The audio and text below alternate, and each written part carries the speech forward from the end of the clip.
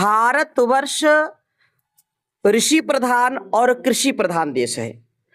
भारतवर्ष की कृषि पूरे विश्व में प्रसिद्ध रही है जब तक गो आधारित खेती होती रही है, विश्व मुक्त खेती होती रही है।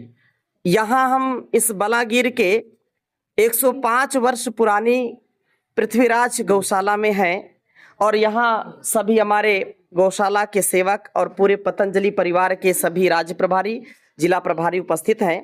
पतंजलि योग पीठ भी गौ संरक्षण के लिए, जहां हजारों लाखों गौओं का पालन होता है और गौ संरक्षण जिसके द्वारा स्वयं का संरक्षण होता है, तो गाय की सेवा राष्ट्र की सेवा है, विश्व की सेवा है।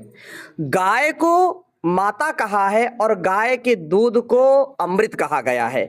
पंचगव्य जो अत्यंत ही हमारे जीवन के लिए, स्वास्थ्य के लिए अत्यंत ही सुखदाई है, आनंद का जो है आधान करने वाला है।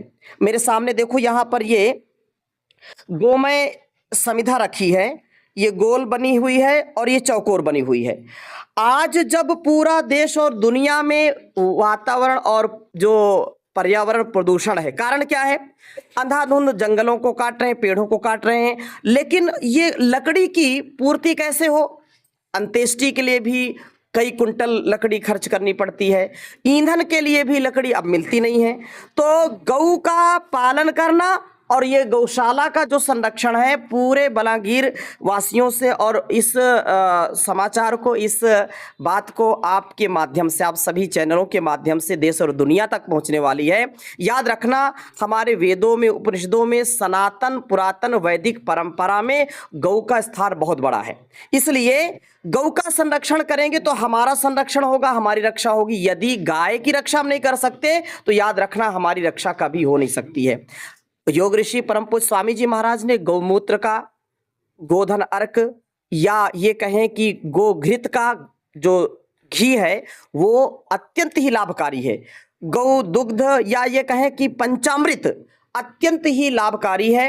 मैं निवेदन करता हूं कि गौ का संरक्षण हो, गाय का पालन हो, एक एक घर में एक एक गाय हो। नहीं पाल सकते हैं तो कम से कम यहाँ जो सैकड़ों और हजारों की संख्या में गौ संपदा है, गौ वंश है, उसको कम से कम गोद लेना शुरू करिए। आप जो है एक गाय को अपने घर परिवार की उन्नति के लिए गोद लीजिए और उसका संरक्षण करिए। तो और अंत्येष्टि के लिए भी घर के परिवार के जो लकड़ी का, या ईंधन का जो प्रयोग है, तो गौमय जो गोमय, गोबर से बने हुए इन जो है ईंधनों का प्रयोग करेंगे तो बहुत अच्छा होगा। और गोधन अर्क का, या ये कहें कि जो भी गौ सेवा से हमको स्वास्थ्य मिलता है, यदि हम गाय का स्पर्श करते हैं, गौ की सेवा करते हैं, तो अनेक रोगों से हम छुटकारा पा जाते हैं। कैंसर जैसे रोगों में या मानसिक रोगों में बहुत ही लाभ मिलता है।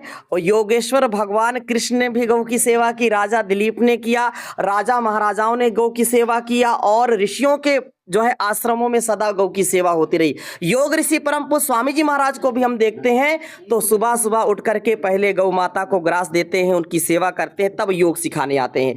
इसलिए मैं आह्वान करना चाहता हूं कि यदि अपने घर परिवार को रोगों से बचाना चाहते हैं, दोषों से बचाना चाहते हैं, तो गौ की सेवा करिए और सुख समृद्धि यश कीर्ति पाइए। आज हम देखते हैं कि नगर नगर में, गली गली में इतने कूड़े करकट के ढेर होते हैं, और गौ माता क्योंकि उसको जब कुछ खाने को नहीं मिलता तो वो कूड़ा करकट और पॉलीथीन खाती है।